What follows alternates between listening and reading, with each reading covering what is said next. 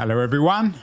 It is the end of January. We haven't done it. That was the week tech roundup for a few weeks. Keith Teare has been gallivanting around the world in South Africa, and I've been in Europe at the DLD conference, which was, as always, a very festive, entertaining, and interesting event. And one of the more distinguished speakers at DLD was another Teare, not Keith Teare, but Genet Teare of Crunchbase, talking about the difference between US and European venture and investment. So we're very honored that Genet Teare is joining us for That Was the Week. Genet, what did you make of DLD? In most of the interviews that I've run on Keen On this week, we've been focusing on this increasing gap between Europe and America, especially when it comes to technology, but also politics, of course, comes in. Were you struck with this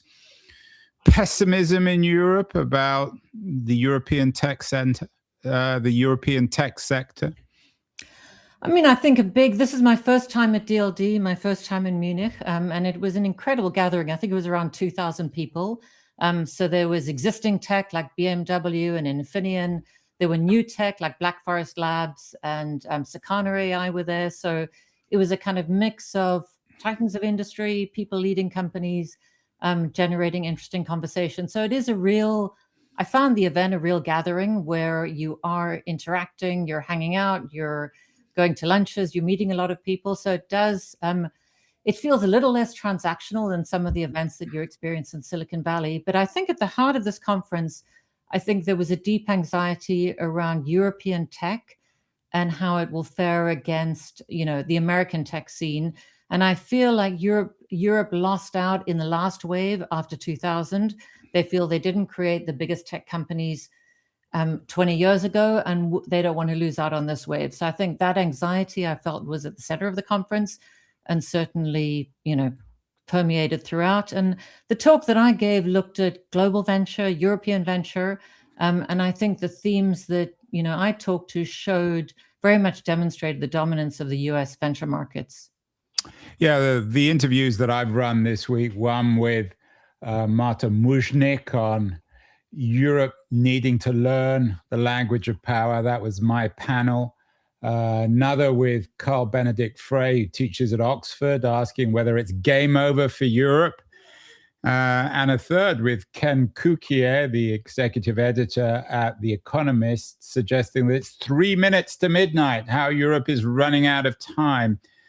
Was there much hope for you, Genet, when it comes to Europe? Do you think that every year we talk about, it's the first time you've been, but every year seems to be conversations about Mario Draghi and more investment and more innovation and more venture capital, and every year nothing changes. Did you get the sense that Europe's running out of time? I think certainly Europe feels like it's a new moment in AI. We've had massive rounds raised by the foundation model companies in the US. OpenAI 40 billion, Anthropic 17.5 billion last year. And then if you look at the French AI company, and I'm forgetting their name for a minute, but they've raised 2 billion. So certainly the disparity between the two regions is huge. And what we see in our data, what's interesting, I sort of track global venture going back from 2011 all the way to 2025. And 2011 to around 2014, the US is dominant in terms of the amount of funding going in. The US raises more than 50%, sometimes as high as 69%.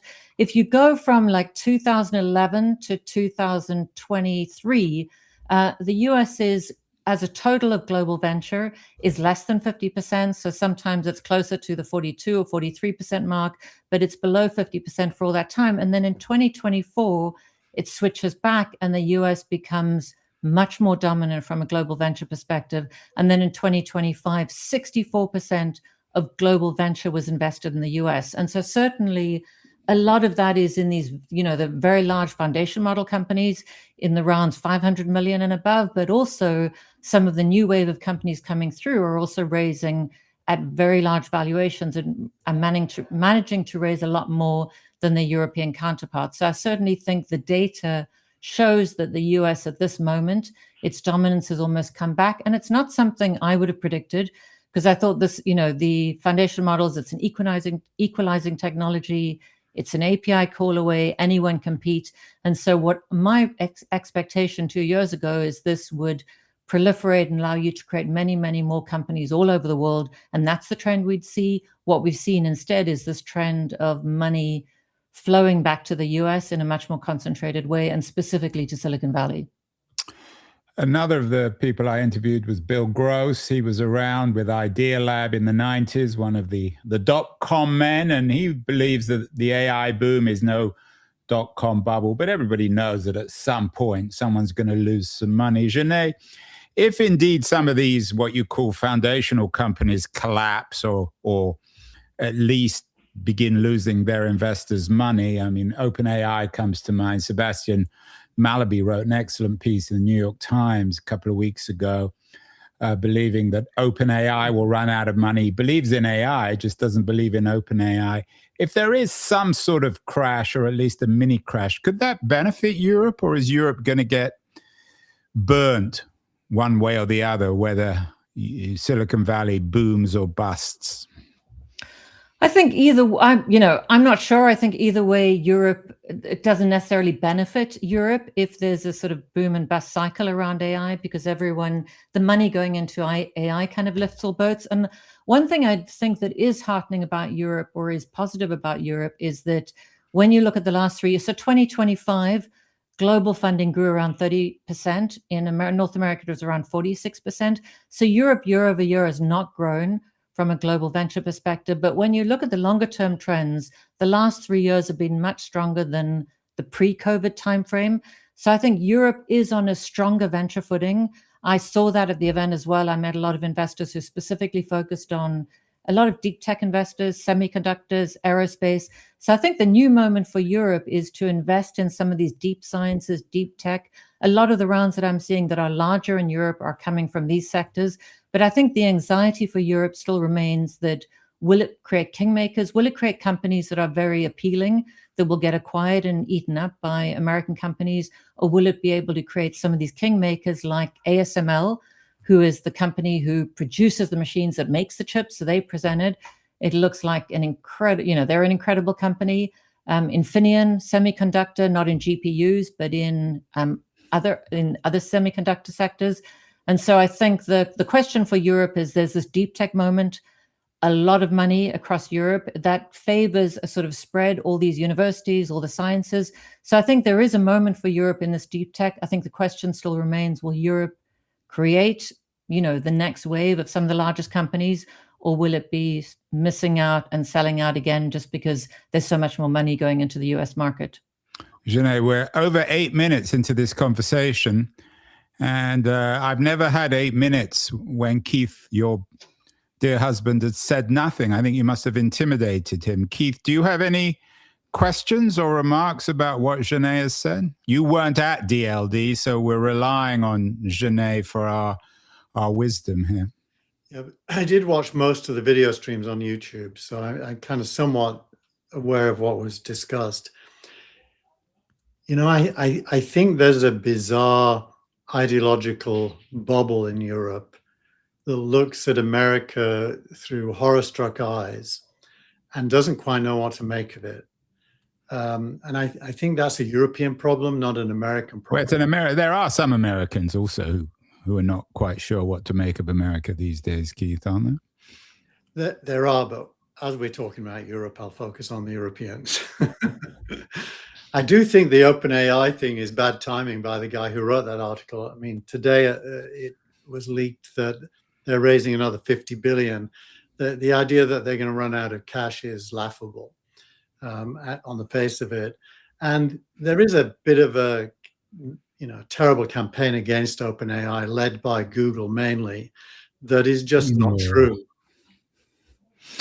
Yeah, well, that's conspiracy theory. Genet, do you have a take on OpenAI? Isn't just Sebastian Mallaby, who, by the way, is married to the editor of the Economist and is one of the most authoritative writers and thinkers on venture capital. So I don't think he's in anyone's pocket. Rumor monger, as I would say. Well, we've never had a conversation about OpenAI in which you've acknowledged there are any problems. What's your take, Janae?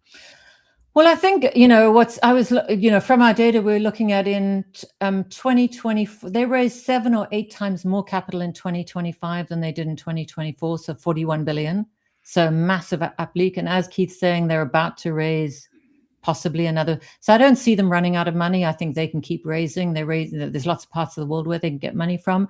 And then if you look at all the circular deals or the deals that they're doing to be able to purchase compute, I just think it's an incredible machine. If you look at their user base, it keeps growing, hundreds of millions. They keep bringing out new models. So I think the idea that they could run out of, I think there's too much momentum towards them. And if you think of the infrastructure spend that's being committed, so I haven't read this article, but I don't see that as the other news, guys, is their CFO talked last week and announced that their run rate, which was targeted at 13 billion by the end of last year, was actually 20 billion.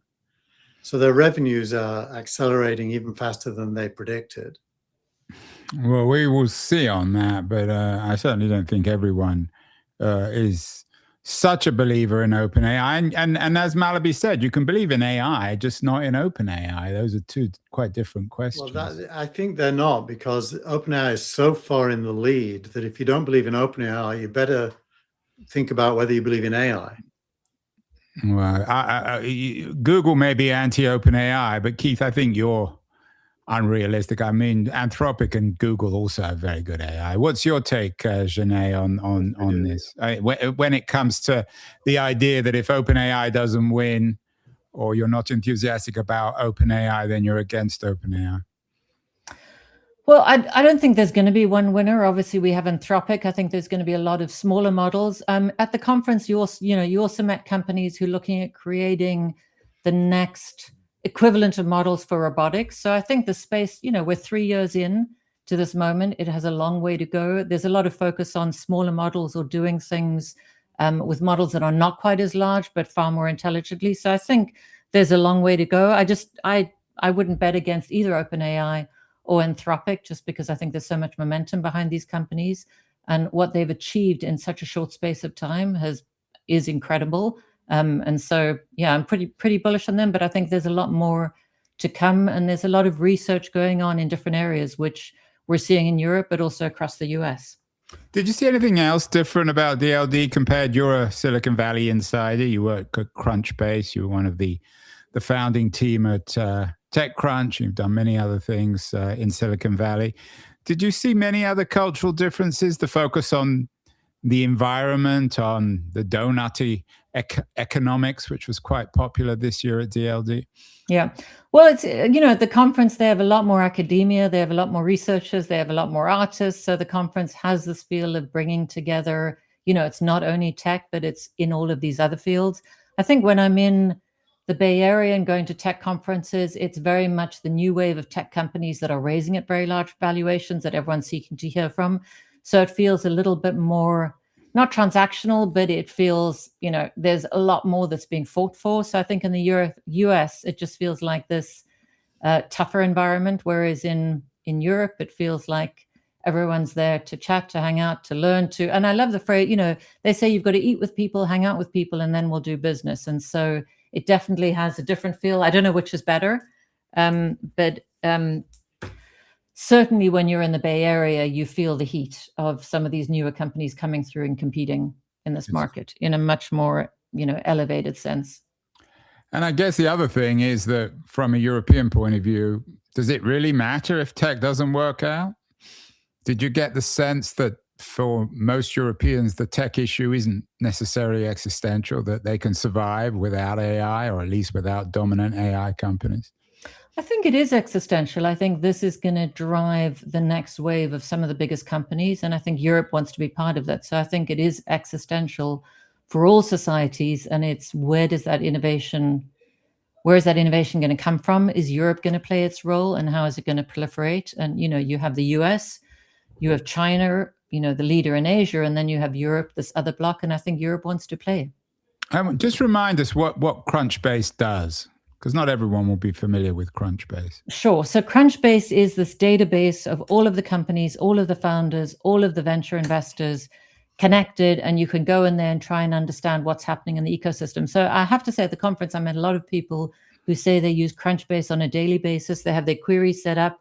They're tracking companies they're interested in watching. They're tracking investors that they watch closely. They're tracking investors that they invest and who have followed on and invested later in their companies. So I think it's the whole ecosystem. And if you're interested and want to understand what's going on, Crunchbase is a great resource. And I did meet a lot of people at the conference who use us daily, as do I. So I find it incredibly useful. Well, Janae, you promised us 15 minutes. I've already kept you for 20. I'll leave the last word, as always, with Keith. Do you have a final question or comment, Keith, for your wife? A question for my wife. What would you like me to cook you for dinner? Steak dinner. So I'm going to run, but lovely to see you both. Well, congratulations, Janae. I heard your speech. I missed it because I had to leave on Saturday, but I heard your speech was outstanding. And next time we'll do more hanging out at DLD. Thank you so much. Looking forward to it. Cheers, Andrew. Cheers, Keith. Bye. Bye.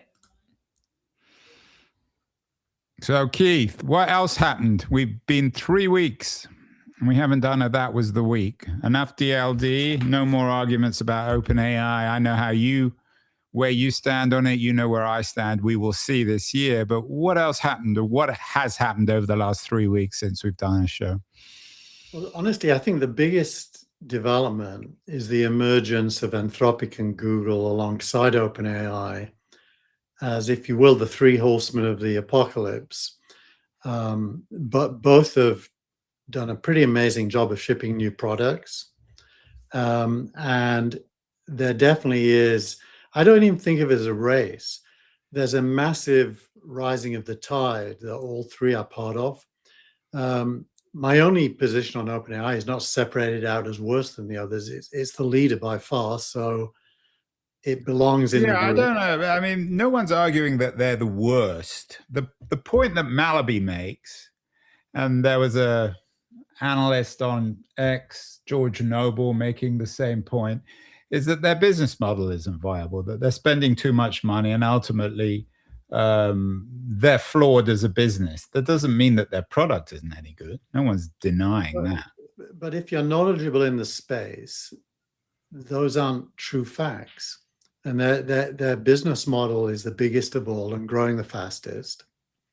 It's based on two places where they get revenue, one from subscriptions and the other from developers using API calls. They're both growing massively. So I don't know where those ideas come from that their business model is flawed. Well, let me just quote Noble.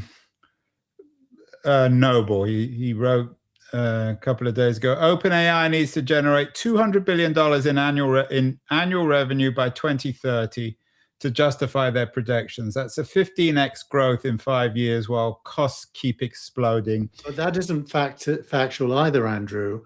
That is making a huge assumption that they don't raise any more money.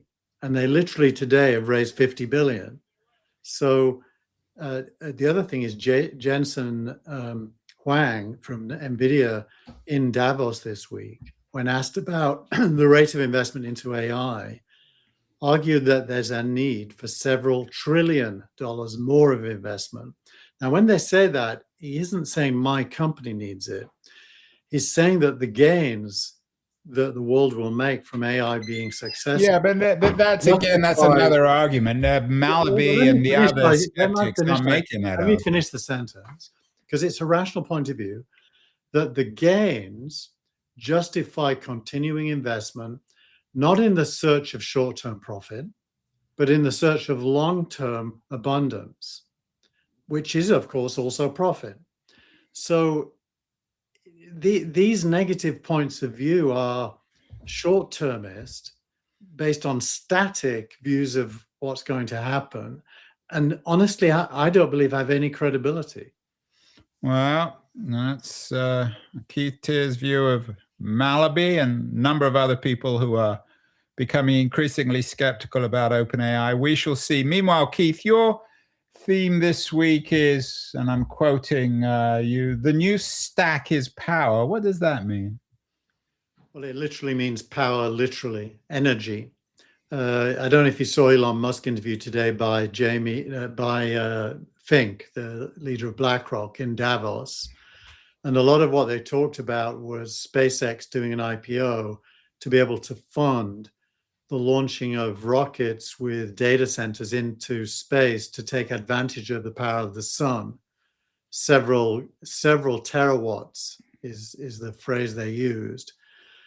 So these are not kind of pie in the sky people. These are people who spend a lot of money and raise a lot of money and do things with it. And I think power is a differentiator. They both made the point that China has a huge advantage in power generation currently and in the growth of power generation. And that the only way the rest of the world can keep up with China is to find a solution for very large amounts of power. And that space is, they believe, the most likely place that can happen.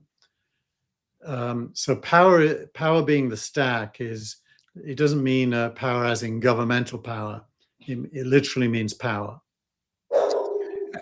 What about this idea of Europe learning the language of power, not the language of political power and economic power? Do you think that's true?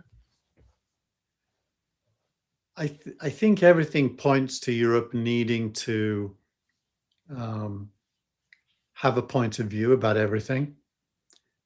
Basically, we can see, and this isn't just true in tech, although I think tech leads on this, Europe has been abandoned as a center of progress by America and by China.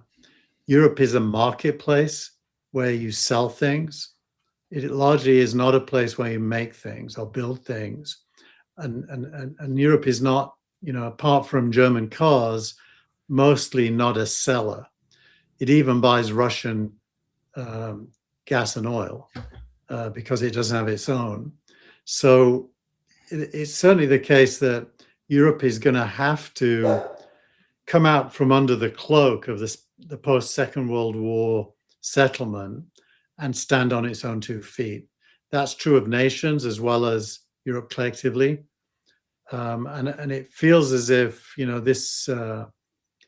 this Trump peace panel or whatever it's called that he announced yesterday had a couple of Europeans on it. I think it was Orban and the Italian president, but mostly non-Europeans. Even Putin was invited. There's a redrawing of the map of the world from a power point of view, and Europe is certainly in third place.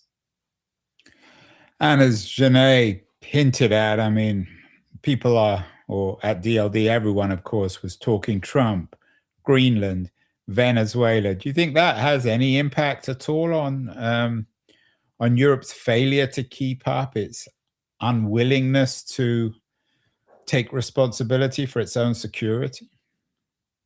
I don't think you could think of these short-term symptoms as being the cause. I think the cause is the United Nations, NATO structures that were put in place, followed by the World Bank and the IMF later, that basically had the goal of protecting Europe from another world war, which was a worthy goal. It certainly made sense at the time. But we've now moved on from that. And with the I'd say the disconnection of America from the world economy that Trump is championing, and America first replacing, America's world role, that certainly begs the question, what is everyone else going to do? And they have to do something. They can't just sit on their hands. So it's going to be a period of change. It isn't necessarily scary. In fact, it may even end up being positive because everybody stands on their own 2 feet and prospers through having to care. Most of my conversations are with people who want Europe to succeed, and after highlighting the problems, they map out ideas. What do you think Europe could do to compete in tech? Or is it too late, Keith? Well, I think the fundamental structural weakness in Europe is that innovation is based on the universities, deep tech, and government funds. That is the axis of innovation in Europe. Very little private money. Most European families invest in the American startup scene more than their own, and that's due to all kinds of things. The fact that there are many countries in the EU, all with different regulatory systems, doesn't help. This week they announced the desire to create something called EU Inc., where a company can be an EU company and not regulated in any of the individual countries. That would be progress. Then money might flow, and entrepreneurs who are researchers in universities might have a reason to step outside of the university and become funded by private capital in the same way American startups are. And that can lead to bigger and better outcomes. Probably the stock markets would benefit from that in Europe, which are currently not first choice. Even the London one is not first choice. So it's structural. It's historically structural. It's even worse, by the way, in China and Russia, where universities play an even bigger role, and there is no government money to speak of. In Russia, at least, there's less and less government money in China. So America has a structural advantage that money is private, flows directly to entrepreneurs, and doesn't go through either academic or government structures. And what about the UK? UK is a slightly better version of the European problem. There is a bit more money coming from early stage investors that are more American-like in how they work, but it's still a tiny fraction of the money. Most of the money is coming from the British Business Bank via the British government. So the only way really to change this is cultural. It's for wealthy people and institutions to start investing directly in technology and innovation. Starting with pension funds, which are currently not allowed to invest in venture capital in Europe due to rules that prevent them from paying the fees and the reward structures that venture capital lives on.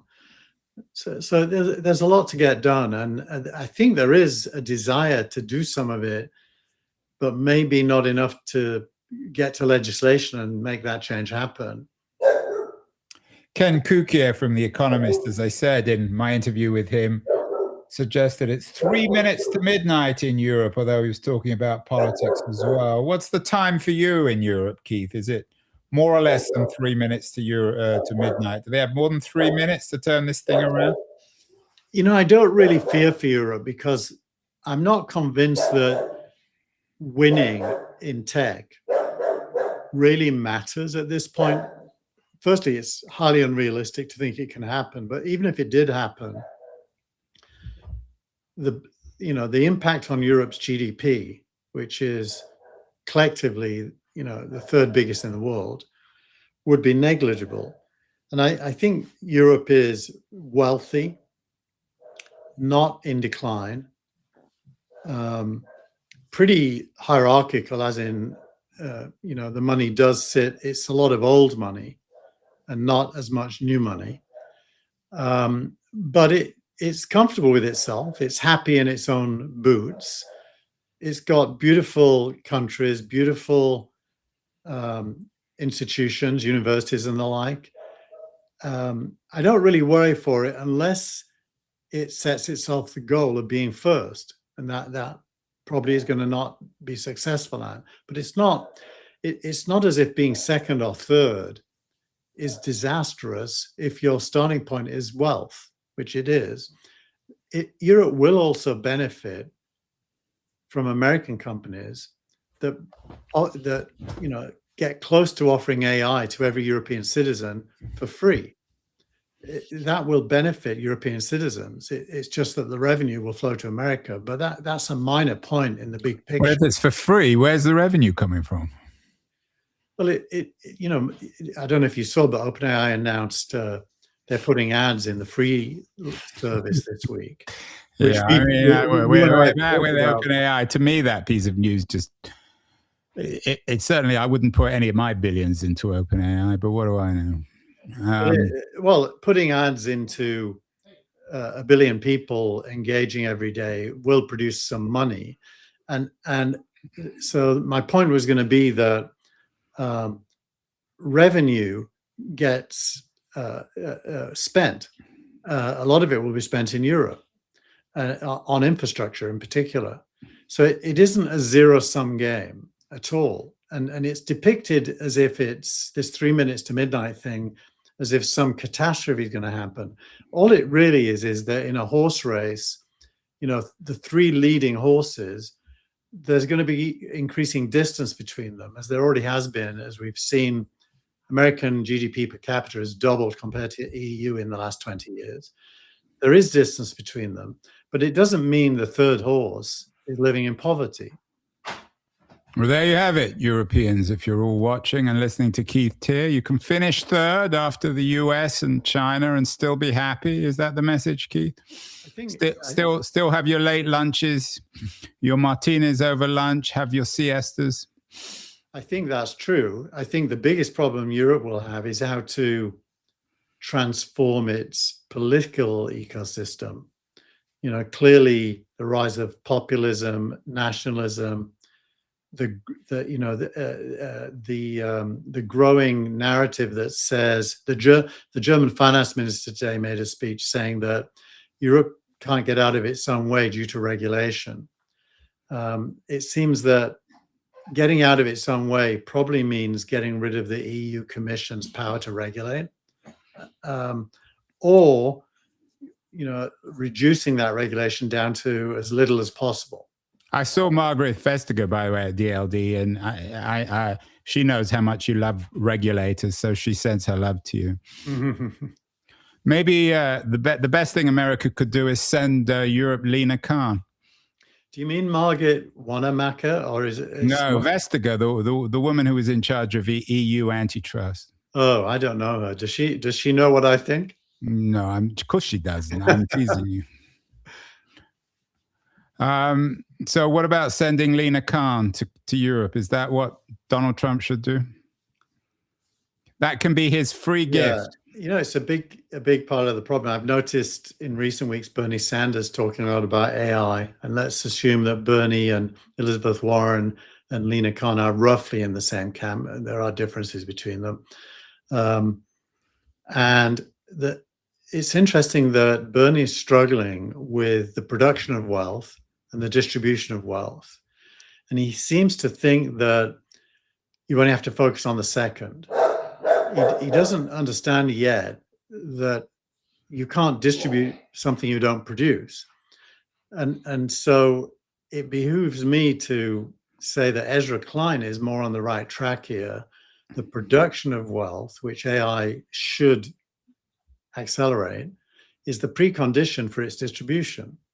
And we all, I think, want wealth to be distributed to raise everyone's life. And, but that doesn't work if you want to cut it off at the knees by refusing to allow data centers, for example. Well, there you have it. Europe is third.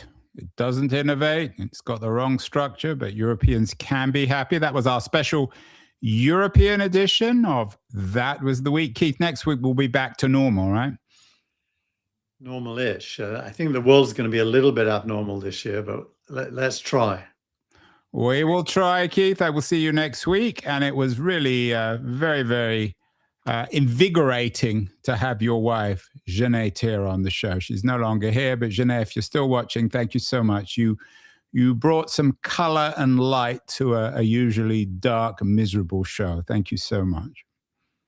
Bye.